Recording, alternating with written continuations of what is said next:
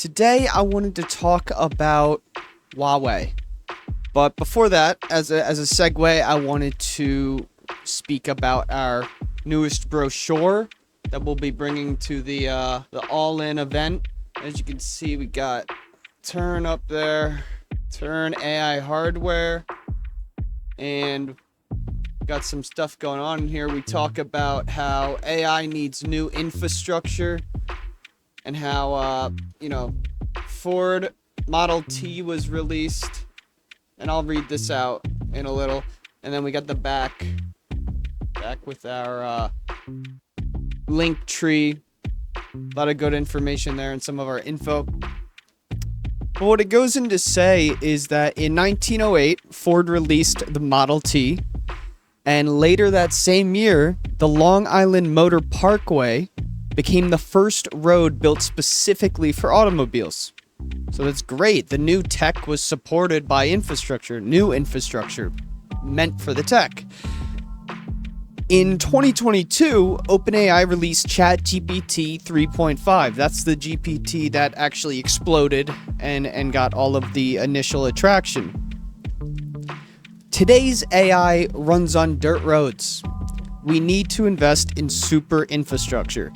China's already started. And at Tern, we are paving the way for AI in America.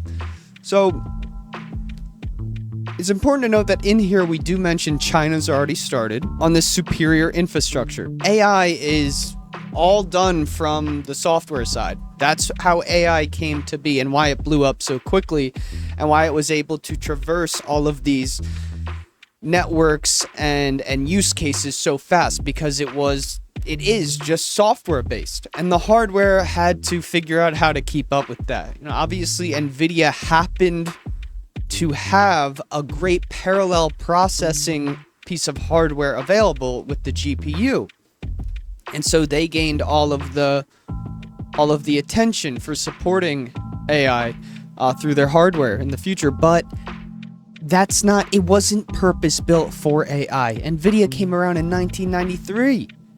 They didn't know what AI was going to look like. Even if you were preparing for AI, you didn't know what it was going to look like, and so you weren't exactly sure how to support that. So the infrastructure is in need of a huge upgrade, and companies like Huawei are going in that direction. Ternary logic is becoming very popular in Southeast Asia. Okay, there's a lot of startups sprouting up, and there's huge names like Huawei and Samsung Electronics actively working on ternary logic capable semiconductors. The newest Huawei Ascend 910D AI chip uses these ternary signals. Now, it seems like they're using transistors in a less efficient way. They're not using any 2D field effect transistors or graphene carbon nanotubes, anything advanced like that, which aren't really due to come into fruition for high volume manufacturing until the early to mid 2030s, which Tern really wants to change.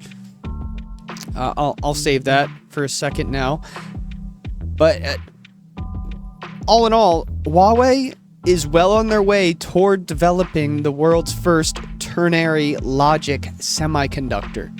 And this is the tech that can win the AI race. This is the tech that can gain a nation AI supremacy.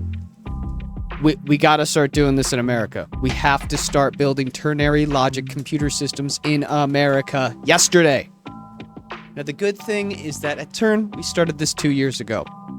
But to get into that point about 2D FETs, to dive a little deeper into that. So the reason why ternary logic computers haven't just spawned into the market so quickly is because they are limited by a specific piece of hardware, the transistor.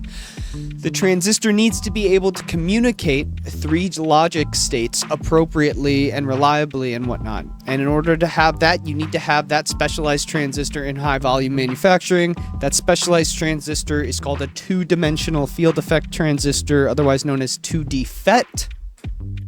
And right now, as I said, the estimates are that it won't come into high volume manufacturing until 2032, 2034. And the reason for that is because right now the industry is focusing on what is known as gate-all-around field effect transistors, GAFETs, and complementary field effect transistors, or CFETs.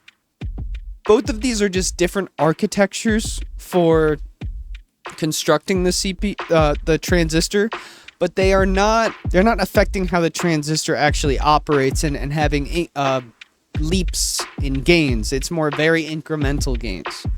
Whereas ternary logic in conjunction with 2D FETs has a great leap in technology. So our argument as Tern is stop working on GAFETs, stop working on CFETs so much. Those are great architectures to grow into, but we should pull 2D FETs to the future, put all the R&D in now to figure out how to get it into high volume manufacturing, pair it with ternary logic, and support AI in the way that it needs to be supported through hardware. So these are the arguments we're making at Tern.